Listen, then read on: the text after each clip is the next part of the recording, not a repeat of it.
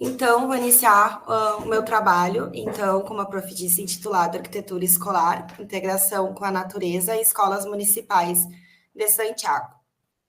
Então, o meu trabalho, ele foi distribuído em 6 capítulos: a introdução, discussões teóricas, a contextualização dos estudos de caso, discussões metodológicas, trabalho de campo e considerações finais. Então, capítulo 1, né, introdução. Então, a pesquisa, ela investiga como a arquitetura escolar, ela pode favorecer a interação das crianças com a natureza nas escolas municipais de educação infantil em Santiago. Então, parte-se de uma compreensão de que o contato com elementos naturais, né, seja como água, terra, areia, vegetações e ar livre, é essencial para o desenvolvimento integral infantil, mas ainda pouco explorado, né, nos espaços escolares. Então, esse estudo, ele busca identificar como os elementos e configurações arquitetônicas dos espaços externos, eles contribuem para potencializar essas experiências. Então, o meu objetivo geral, né, seria da pesquisa identificar, configurar elementos, configurações, elementos arquitetônicos que favoreçam o uso desses espaços, né, pelas crianças, além de compreender como que a organização desses ambientes abertos podem potencializar relações diretas dessas crianças com o meio ambiente. Então, os objetivos específicos seria conhecer o estado de arte, né, dos estudos que abordam a importância das áreas livres externas em edificações para a educação infantil, conhecer como diferentes abordagens pedagógicas da educação infantil abordam, né, a presença de natureza nesses ambientes, investigar a integração da natureza e arquitetura, né, tendo como foco as áreas abertas livres, analisar como a organização desses ambientes externos influenciam o comportamento e as relações dessas crianças com o meio ambiente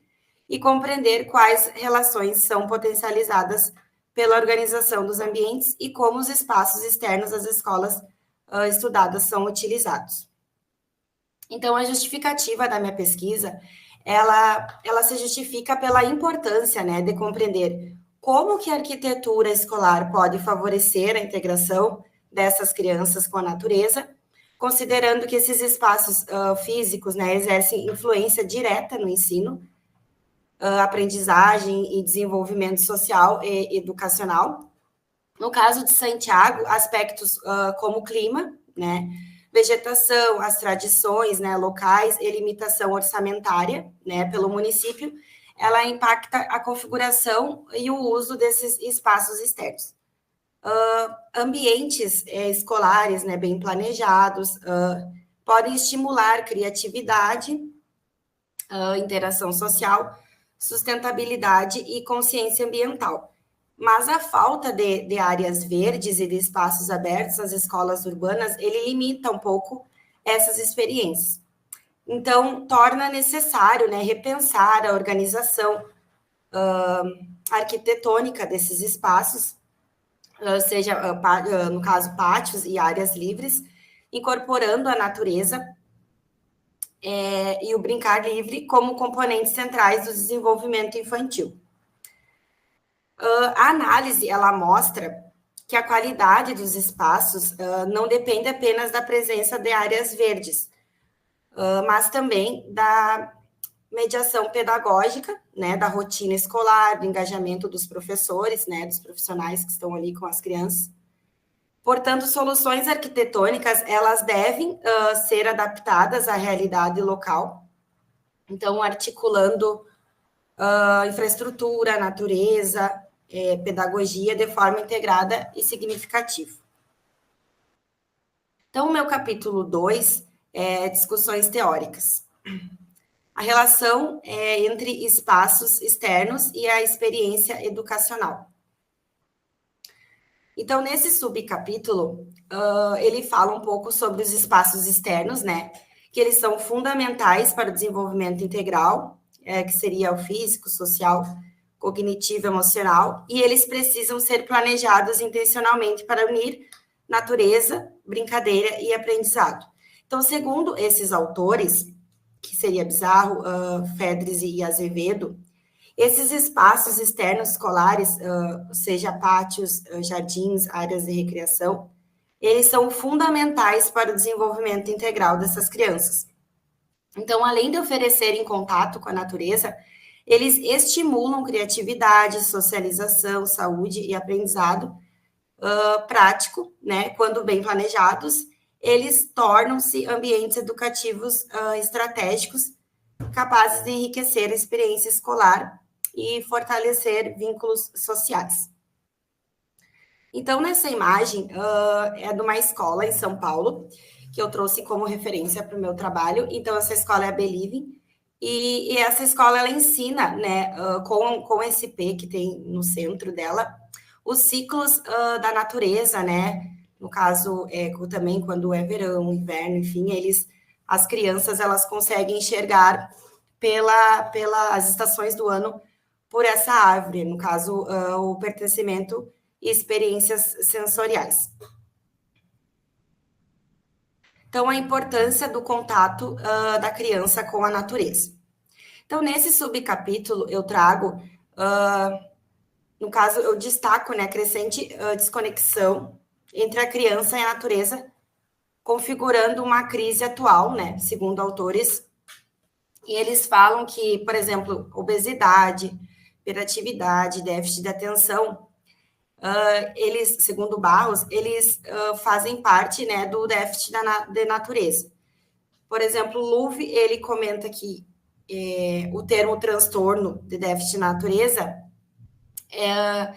ele mostra que o brincar livre em ambientes naturais, eles estimulam a criatividade, no caso, autonomia, tomada de decisões, empatia, além de proporcionarem encantamento e pertencimento.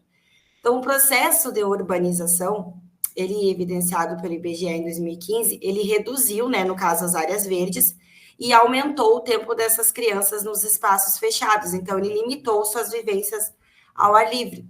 Então, nesse cenário, ele ganha força o conceito de biofilia, né, que no caso Wilson traz, que ele descreve a tendência humana de buscar conexão com a natureza. No caso, ele é capaz de melhorar a saúde, bem-estar e concentração. Já os autores como Azevedo, né, Reingant e Tangari, eles falam que defendem, né, que o planejamento intencional desses espaços externos, as escolas, incluindo superfícies variadas, né, no caso, áreas de sombreamento, elementos naturais que favoreçam o desenvolvimento motor, social, cognitivo. E o SAFT, ele mostra também que, por exemplo, o contato com a natureza, ele reduz o estresse e a ansiedade. Então, no caso, ele melhora a atenção e estimula a curiosidade dessas crianças. Então, no caso, cooperação e consciência ambiental.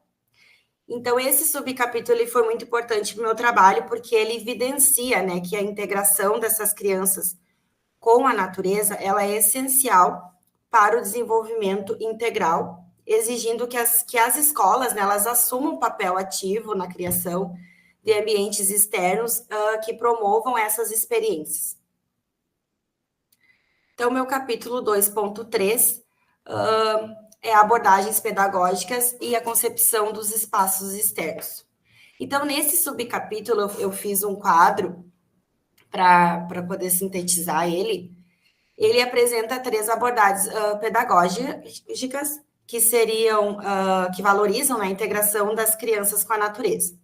Então, a primeira é a Waldorf, que ela prioriza ambientes harmoniosos, né, e naturais, com materiais orgânicos, hortas e jardins, que ela estimula a criatividade, imaginação e vivências sensoriais. No caso, a abordagem Montessori, o ambiente é planejado para promover a autonomia, independência e contato direto com a natureza.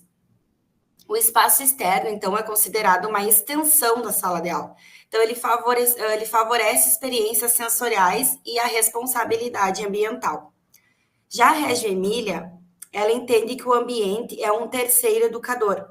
No caso, ela concebe espaços esteticamente agradáveis, né, integrados entre interior e exterior, e incentivam, no caso, essas crianças a exploração, criatividade e protagonismo infantil.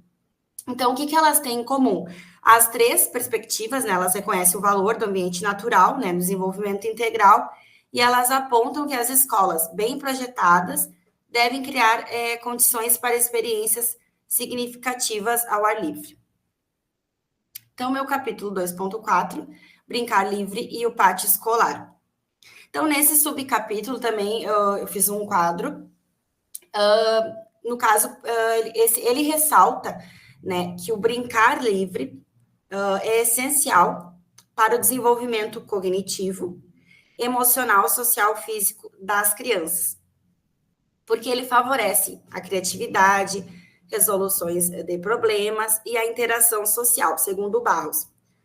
No caso, o pátio escolar, ele é visto como um espaço fundamental, né, de exploração e contato com a natureza, ele devendo, né, ser planejado de forma segura, diversificada e inclusiva.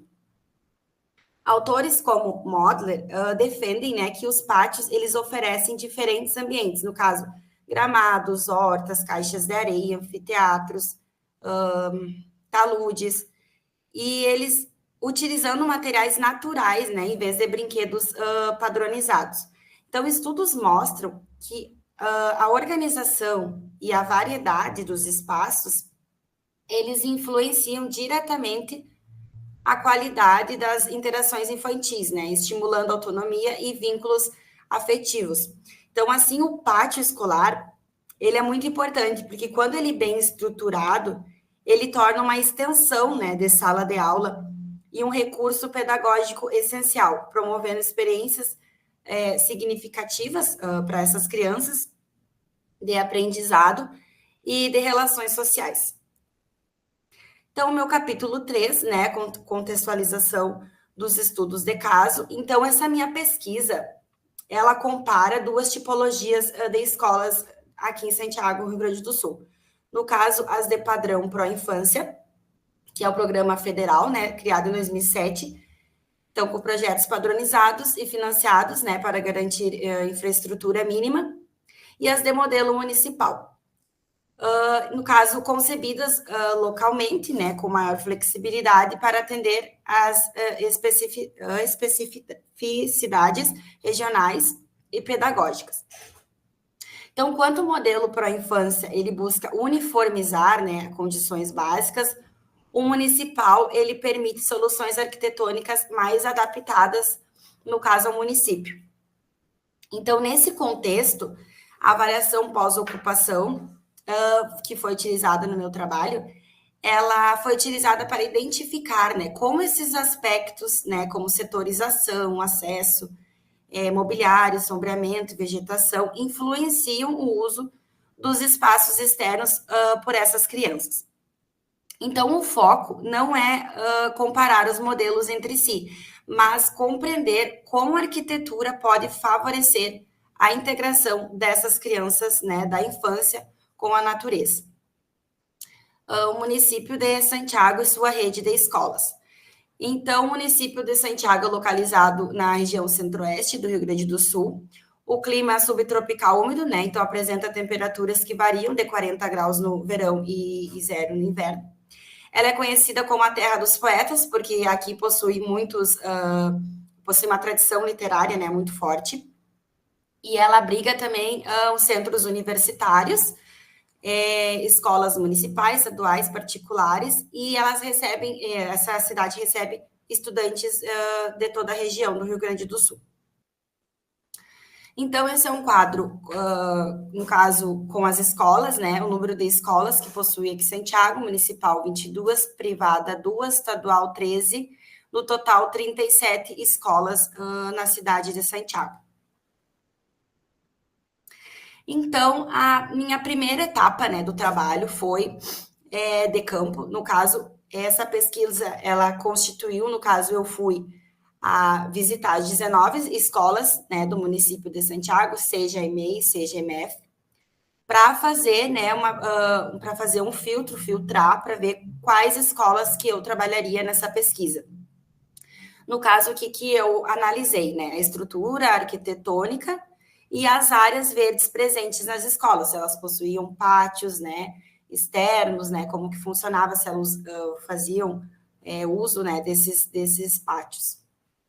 Então, nessas imagens, são as 19 escolas que eu visitei. No lado direito são as EMEF e do lado esquerdo as EMEIs. Então, a escolha das escolas. Nesse quadro, então, eu coloquei as escolas, eu quis escolher, no caso, eu escolhi as EMEIs para trabalhar, né? As escolas, os pequenos. Então, a avaliação dos elementos arquitetônicos, né, que foi utilizado, essa tabela foi utilizada, no caso, varandas, pátios cobertos, abertos, a presença de natureza, também o tamanho desses terrenos, né, e o que orientou essa escolha de estudo. A semelhança dessas duas escolas no caso, a professora Neuza Maria Manzoni, que ela é a única que ela é pró-infância, né, aqui na cidade, e eu escolhi uma escola que ela se assemelhasse, né, tanto em tamanho de terreno, varandas, pátios cobertos, pátios abertos, enfim, presença de natureza, esses critérios que eu usei para fazer esse estudo. Então, a primeira é a Escola Municipal, né, de Educação Infantil Mari Lopes Peixoto. Então, essa escola, ela é localizada no bairro São Vicente, aqui, e ela foi inaugurada em 2012 e adota uma abordagem pedagógica mista. Ela foca em questões ambientais, né, promoção da autonomia das crianças, e ela incentiva a aproximação da escola com seus familiares, enfim. E o nome dessa escola se dá uma cidadã participativa, que foi a Mari Lopes Peixoto, respeitada na comunidade de Santiago. Então, aqui eu tenho uma planta baixa da escola. Então, eu setorizei ela, eu achurei ela. No caso, esse terreno ele tem 2.600 metros quadrados de área. É uma edificação, ela é centralizada, né? Ela é organizada em torno de um pátio interno, como mostra nas imagens. E o acesso principal é localizado ao sul do terreno. Tá? Então, aqui é o acesso principal. Então, ele possui áreas gramadas, né, que ocupam a maior parte do entorno da escola, uma escola bem grande. Ela favorece o contato com a vegetação, atividades ao ar livre. São áreas de recreação, né? Ela possui pisos, possui areia. Então, ela é setorizada, assim, distribuída, tem brinquedos, escorregadores, bem uma escola, assim, com bastante elementos sensoriais. Brita, concreto, enfim, e ela possui uma grande área de arborização de árvores, então é uma escola distribuída com gramados próximas a pátios, né? Então tem areias, o acesso principal proporciona sombreamento, então é uma escola assim que me chamou bastante atenção. Então, aqui tem mais imagens, né? No caso da primeira visita que eu fiz, esse é o pátio central. Então, no dia 15 de julho, né, de 2024, que eu realizei minha primeira entrevista semi-estruturada, né, com a diretora da escola, e eu coletei informações, né, sobre a instituição, a rotina dessas crianças, o uso desses espaços, né, sempre com autorização da Secretaria da Educação. Então, a professora Neuza Maria Manzoni. Então, essa escola localizada no bairro Lulu Genro, foi inaugurada em 2014 e é uma escola do programa Pró Infância, né, do Ministério da Educação tipo B, possui 240 alunos em tempo parcial e 120 alunos em tempo integral, mas sempre variando, né, esse número de alunos, né, como todo ano a professora disse que tem uma variação, né, nesse número. Então, essa é a planta, né, planta baixa, esse é o acesso principal, essa escola, ela possui 1.500 metros quadrados, né, de área construída, então, ela tem uma estrutura física bem ampla, ela possui espaços bem iluminados, ventilados, ela possui esse pátio interno, que a outra escola não possui, um pátio interno fechado, né, então, ela tem bastante cores, materiais e construção que criam ambientes bem variados. Ela tem uma abordagem mista também, igual a Mari Lopes. Ela tem ênfase a questões ambientais, promoção da autonomia das crianças também, que se assemelha a Mari, incentiva relações entre familiares, né, e o ambiente escolar. Então, aqui temos uma imagem, né, do pátio interno, aqui o coberto, e aqui a parte dos fundos. Então, é uma escola bem estruturada, né, e essas primeiras imagens foi que eu fiz também na minha primeira visita em 2024. Conversei com a diretora e com a vice-diretora para conhecer também a rotina da escola, o número de alunos, professores. E a professora comentou comigo que essa escola, ela surgiu, né, de uma resposta a uma demanda do bairro. Então, por uma escola de educação infantil, né, que o bairro não tinha essa escola, então esse terreno foi doado, né, pelo Estado e essa construção foi concluída pelo município após um longo processo. Então, meu capítulo 4, as discussões metodológicas. Então, nesse capítulo eu mostro, né, a minha pesquisa, a estrutura da minha pesquisa. No caso, a minha pesquisa, ela tem um caráter exploratório, né, porque eu busco aproximação com o problema, né, por meio de revisão bibliográfica, levantamento documental e entrevistas. Inclui avaliação pós-ocupação, né, no caso, eu vou analisar como as crianças e educadores, eu analisei, interagem, né, com os espaços escolares, garantindo que esses atendam, né, essas necessidades dos usuários e os objetivos, né, do projeto. Então, inicialmente, né, como eu apresentei no capítulo 3, eu realizei a visita às escolas, né, fiz um filtro, escolhi as 2 escolas da pesquisa e, em seguida, né, fiz mais entrevistas para compreender a rotina e como que funciona a história da instituição, enfim, para conduzir essa pesquisa. Então, esse é um diagrama dos processos metodológicos, né, que eu tive, que ela foi organizada em 5 etapas. Então, a primeira etapa, ela envolveu a fundamentação teórica, né, revisão sistemática de literatura, visitas preliminares às escolas, levantamento fotográfico para compreender a organização, né, e a condição desses espaços. A segunda etapa, eu selecionei as escolas, né, que iniciariam-se as observações sistematizadas e as entrevistas semi-estruturadas com as diretoras. A terceira etapa consistiu em estudos de caso, né, com visitas mais detalhadas e análise visual mais aprofundada, né, desses ambientes externos. A quarta etapa foi o trabalho de campo, né, intensivo, que eu utilizei instrumentos, né, estruturados para a coleta de dados, né, como registros e entrevistas, culminando na discussão dos resultados, né, após a aprovação do CEP, essa etapa. E, por fim, né, a última etapa, a quinta, apresenta as considerações finais, né, que inclui a síntese dos achados, né, reflexões sobre o alcance da pesquisa e sugestões para futuras investigações e práticas. Então, nesse quadro, né, eu realizei... Então, para a realização, né, desse meu trabalho, eu elaborei esse cronograma, tá, junto com as profs, que ele me auxiliou na organização dessa pesquisa. No caso, a distribuição das suas etapas, né, ao longo de todo esse tempo que eu pesquisei. Então, esse cronograma, ele detalha as atividades previstas, né, seus respectivos períodos e objetivos de cada fase.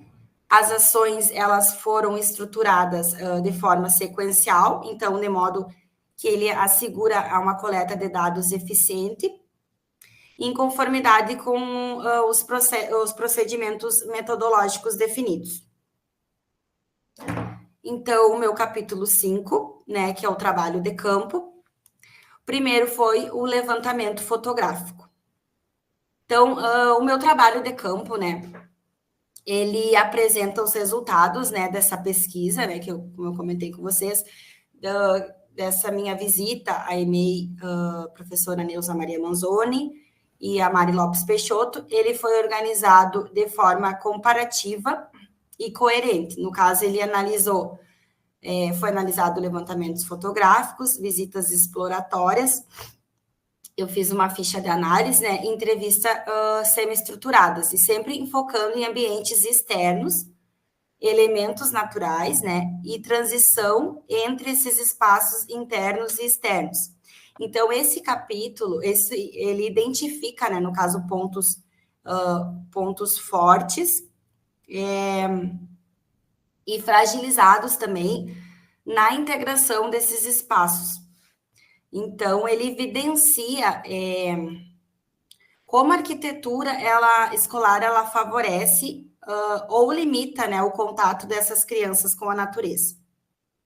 Então, o primeiro foi o levantamento fotográfico, que na minha primeira etapa da pesquisa eu realizei, como eu mostrei para vocês no capítulo 3, esse levantamento nas 22 escolas, para analisar a estrutura arquitetônica, o entorno, né? Assim, subsidiando a seleção das escolas que iriam participar dessa pesquisa.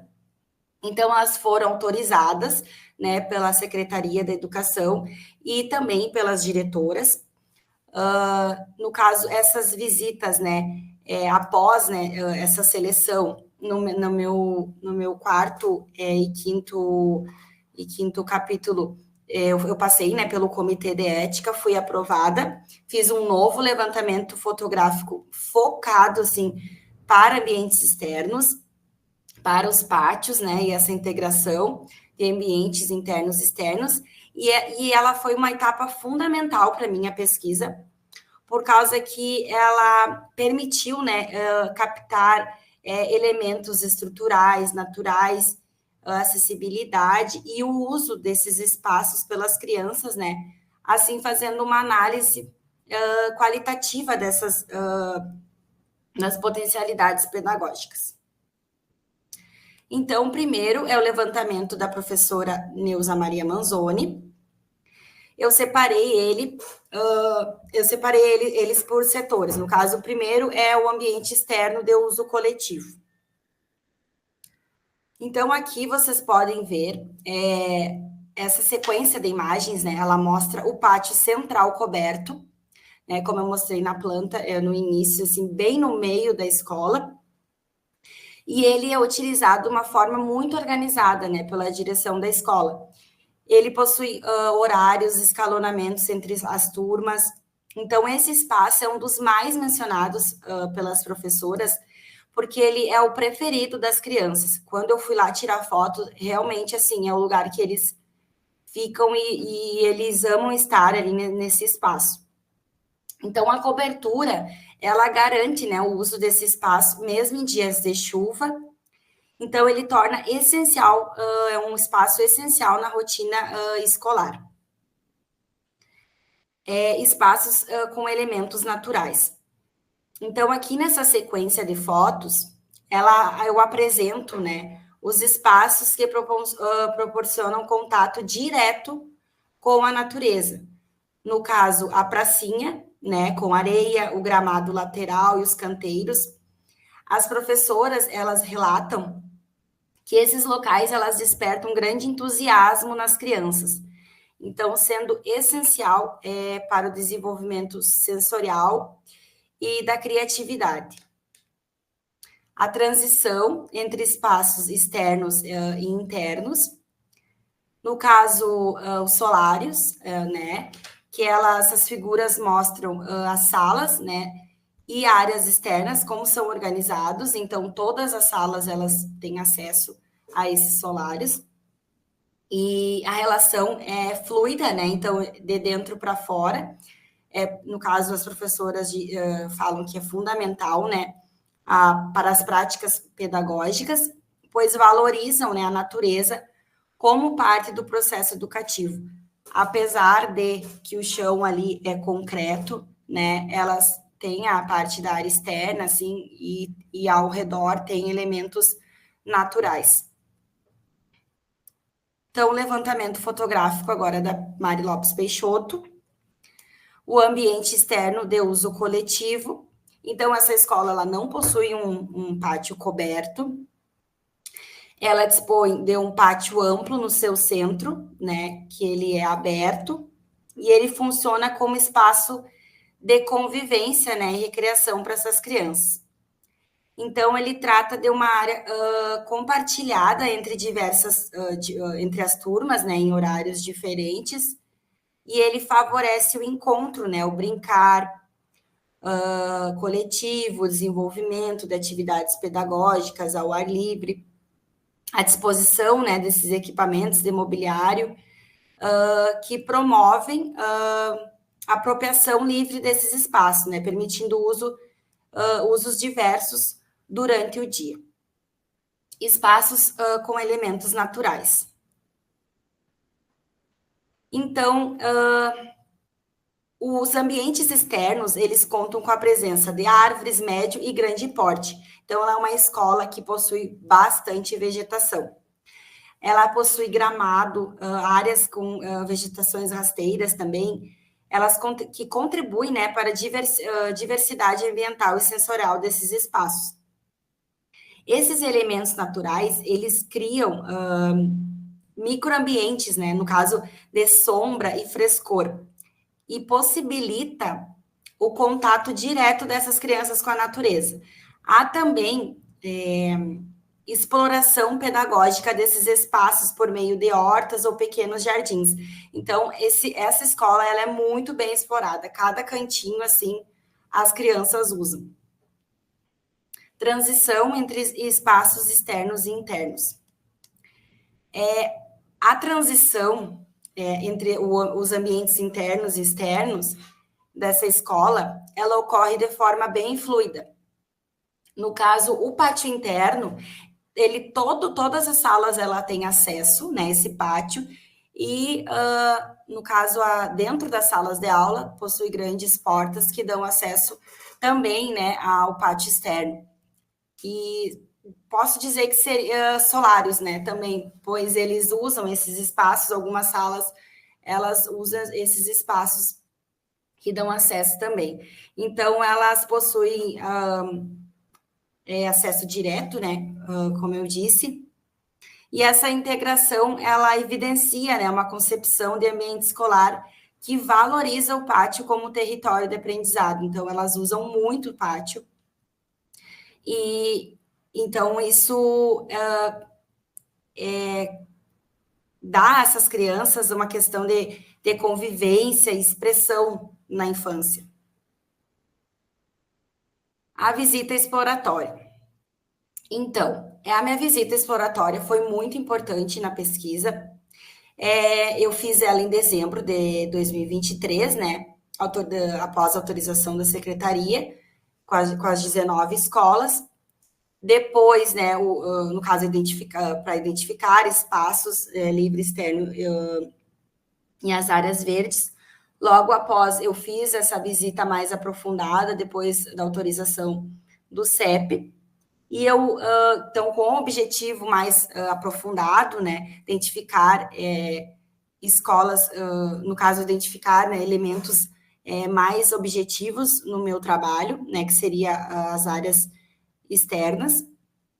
E também tive como apoio, né, uma base teórica como Oliveira, Barros, Sepzini, que me ajudou a reconhecer, né, melhor esse trabalho, fazer melhor esse trabalho de campo, o reencontro da infância com a natureza, e também referências, né, como o MEC, que mostram, né, como que funciona a valorização desses espaços, né, externos e a essa infraestrutura escolar.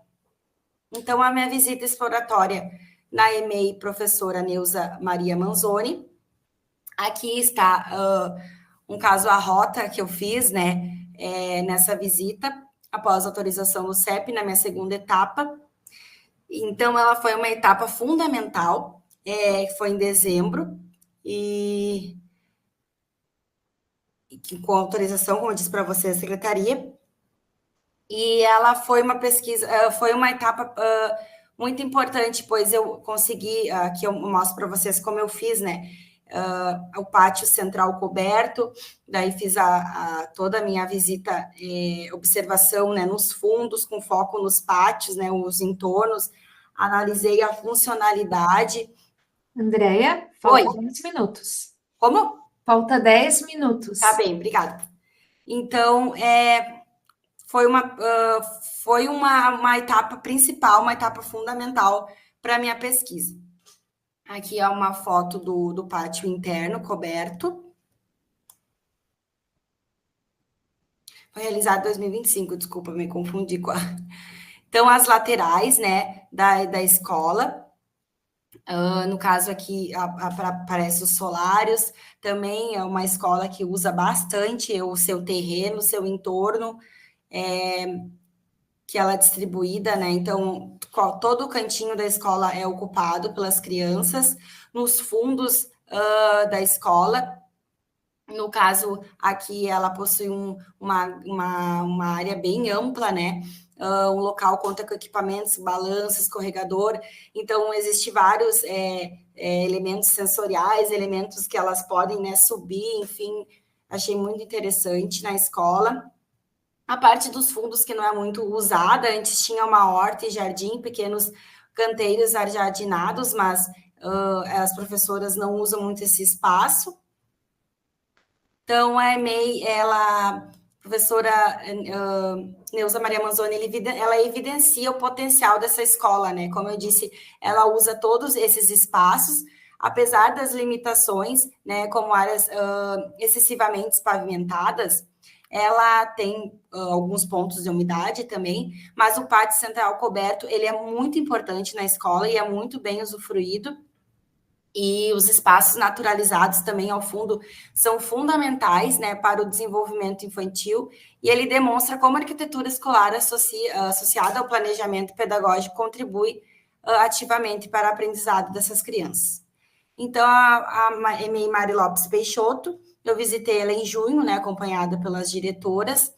A unidade conta com áreas livres que ampliam, enriquecem o ambiente físico escolar. Essas áreas elas foram planejadas para favorecer a recreação e a convivência e a exploração lúdica dessas crianças. Então, aqui está uma planta, né, a planta da escola e todo o percurso que eu fiz, né, dessa visita exploratória. Aqui é o pátio, a entrada da EMEI, então ela possui grandes caixas de areia, brinquedos, bastante vegetação e gramado, pátio interno, né, que não é coberto, porém é bastante usado, né, pelas crianças.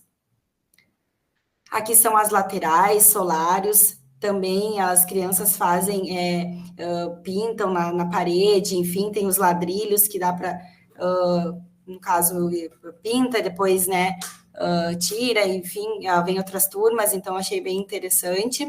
Um pátio aos fundos também, que é bem usado, tem os solários, mais brinquedos, né, mais a vegetação. Então, a EMEI, Mari Lopes Peixoto, né, apesar de não ter seu espaço coberto, ela possui uma grande estrutura, né, física, pois ela tem muitos elementos naturais, como mobiliário adequado, áreas de sombreamento. Ela valoriza muito ambientes, os ambientes naturais, ele é muito bem usado. E essas crianças, elas gostam e usam muito esses ambientes, então eles enriquecem, né, a educação infantil e ela fortalece essa conexão das crianças com a natureza. Então, a ficha de análise das escolas, então eu fiz essa ficha comparativa, né, no dia que eu fui lá fazer minha visita, eu levei essa ficha, então com essa ficha eu consegui observar, né, no caso, a tipologia, né, das escolas, as áreas externas, enfim, para conseguir conduzir melhor a pesquisa. Então, a EMEI, a professora Neuza Maria Manzoni, né, como ela foi construída dentro do ambiente de pró-infância, essa escola ela possui um grande potencial de qualificação por meio da inserção de elementos naturais. Apesar de, no caso, esses ter, né, algumas dificuldades, assim, em questões, né, como eu falei para vocês, umidade, enfim, ela é uma escola que ela possui grande potencial, né, de promover uma integração mais afetiva entre natureza e educação, e ela defende, né, que esses espaços escolares, como terceiro educadores, são capazes de ensinar e influenciar a experiência dessas crianças. Então, a ficha de análise das escolas, né, e da EMEI, agora, Mari Lopes Peixoto, a escola também, ela desenvolve práticas de sustentabilidade, educação ambiental. Então, no conjunto da infraestrutura, ela oferece condições adequadas, né, para o desenvolvimento motor, cognitivo, sensorial e socioemocional das crianças, mas em consonância com os princípios da educação infantil, que valoriza o contato com o ambiente natural. Então, análise comparativa entre essas escolas. Então, eu fiz um quadro também, né? No caso, a EMEI, professora Neuza Maria Manzoni, ela possui estruturas mais compartimentadas, né? Circulação em U, os pátios menores, com vegetação limitada, então ela favorece o controle e a segurança, mas restringindo, né, a diversidade de experiências ao ar livre. Já a Mari Lopes Peixoto, ela apresenta a proposta mais aberta e fluida.